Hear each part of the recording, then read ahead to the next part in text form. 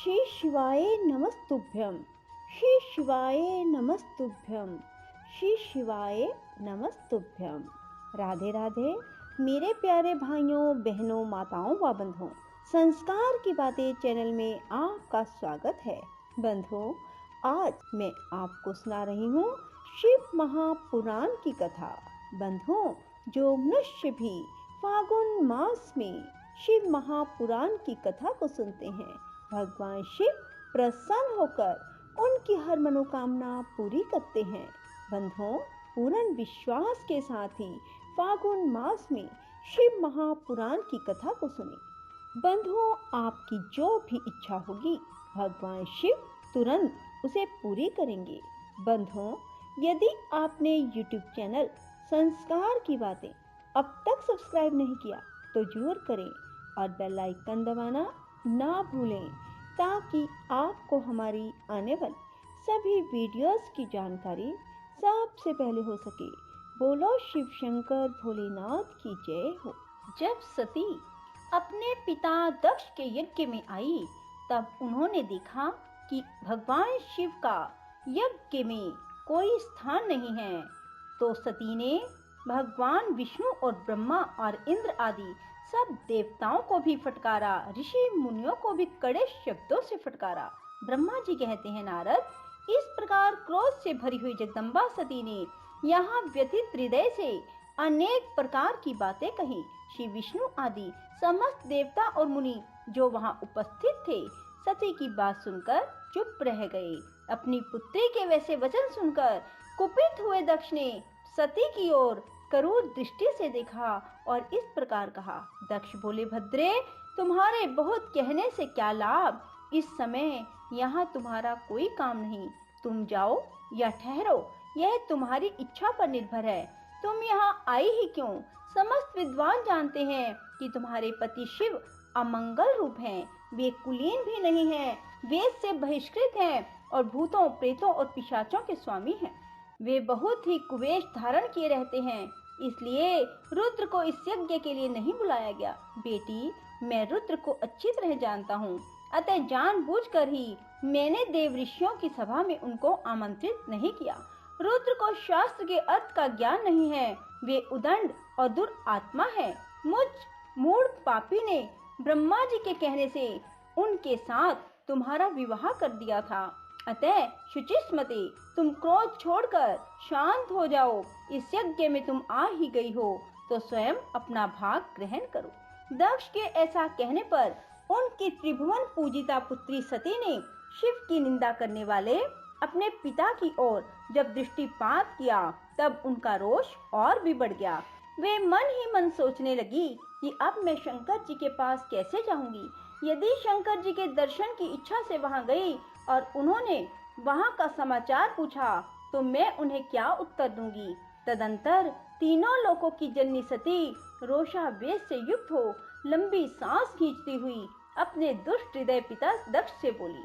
सती ने कहा, जो महादेव की निंदा करता है अथवा जो उनकी होती हुई निंदा को सुनता है, वे दोनों तब तक नरक में पड़े रहते हैं जब तक चंद्रमा और सूर्य विद्यमान है। अतः तात मैं अपने इस शरीर को त्याग दूंगी, जलती आग में प्रवेश कर जाऊंगी।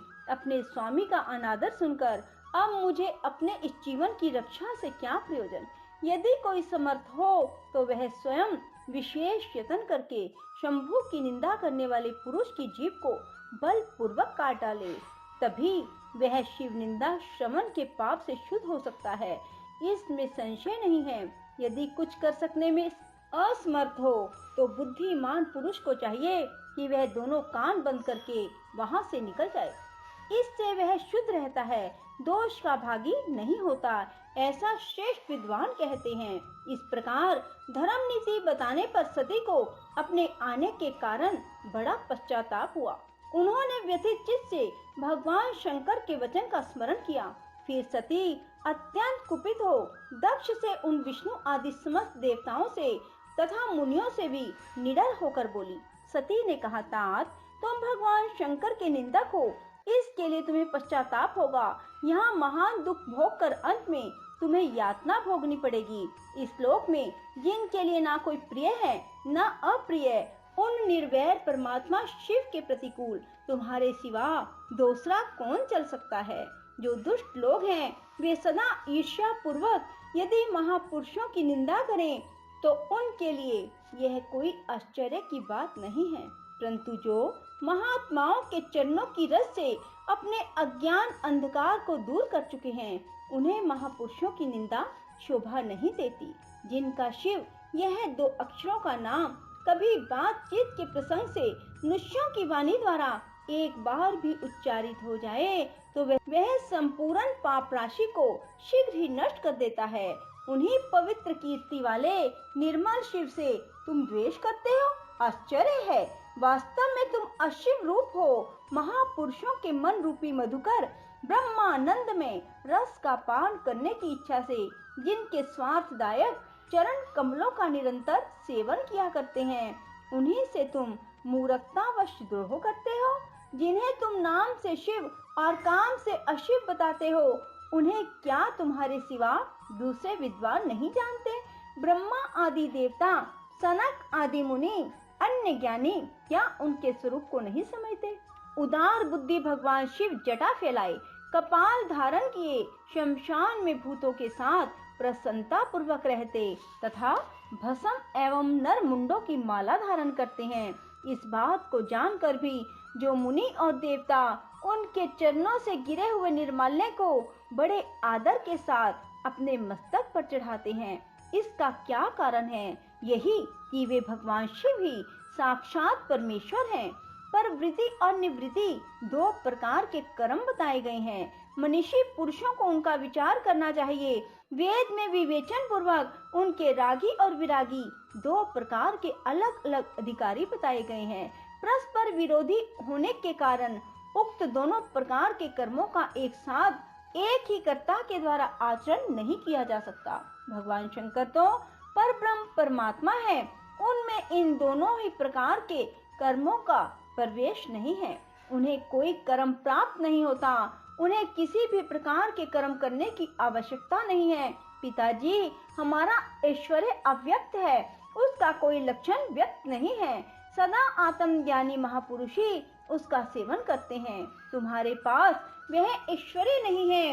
यज्ञशालाओं में रहकर वहाँ के अन्न से तृप्त होने वाले कर्मठ लोगों को जो भोग प्राप्त होता है उससे वह ऐश्वर्य बहुत दूर है।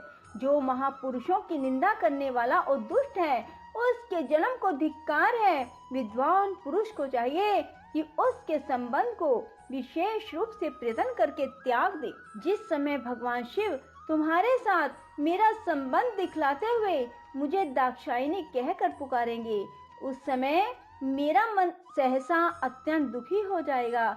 इसलिए तुम्हारे अंग से उत्पन्न हुए सदा शव के तुल्य घृणित इस शरीर को इस समय में निश्चय ही त्याग दूंगी और ऐसा करके सुखी हो जाऊंगी। हे देवताओं और मुनियों, तुम सब लोग मेरी बात सुनो।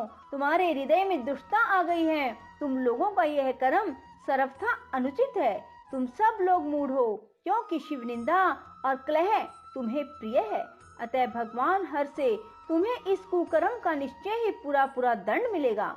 ब्रह्मा जी कहते हैं, नारद, उस यज्ञ में दक्ष और देवताओं से ऐसा कहकर सती देवी चुप हो गई और मन ही मन अपने प्राण वल्लभ शंभु का स्मरण करने लगी।